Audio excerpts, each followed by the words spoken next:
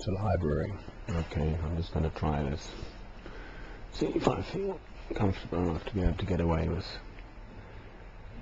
talking quietly in a corner where I am in the Stone Library without upsetting anyone. Not that I can see. I mean, we do have chats in this corner. People sort of find me here. They just come along. And of course I post these things, so if anyone watches from the library, that's the end of it. So I mustn't upset anyone. It's a completely different vibe, yeah, compared to... Anyway, so what's it all about? I have no idea. Okay, slight snow at the moment. My little creative splurge up to thinking of going off cheered up, didn't I? Stuck in stone again.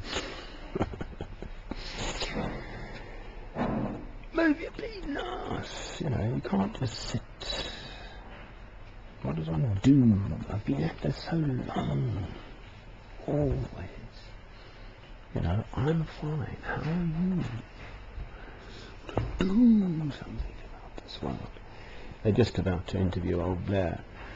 They had his sidekick in yesterday, this committee, Lord Chilcot, Sir Chilcot, whatever he is, at the big Queen Elizabeth conference centre in London, right west of Westminster Square. Well, you know, I'm looking at these people and thinking, you guys are mass murderers.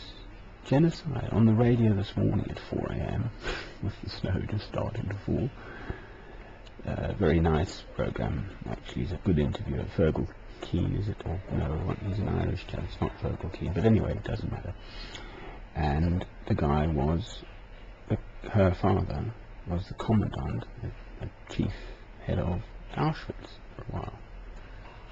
So, generally accepted, presumably, as an evil man. And how she's coming to terms with all that and so on. And she, poor thing, is trying to think of him as her daddy, and the fact is he signed up to the SS in 1932, for heaven's sake.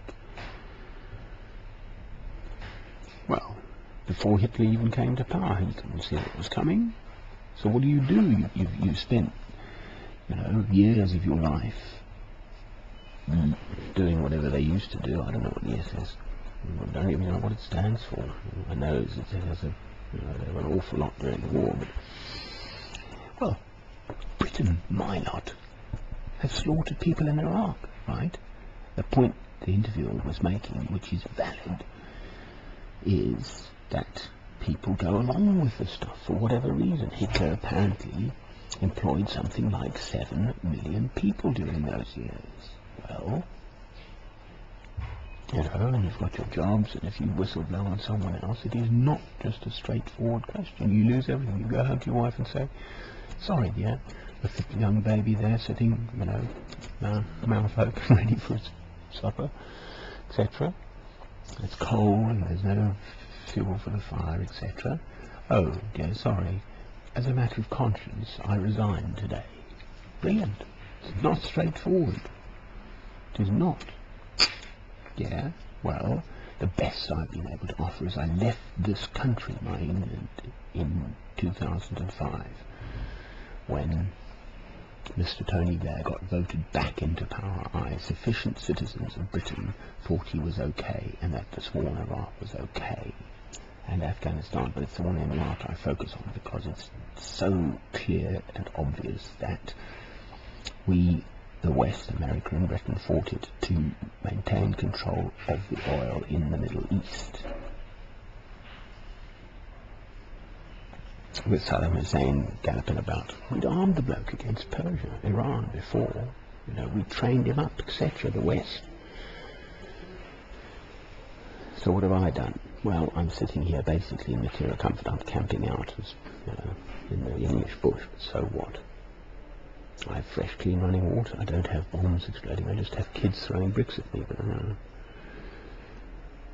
know. What have I done? That's the point. Or do I accept the evil around me? And it is. These men are evil.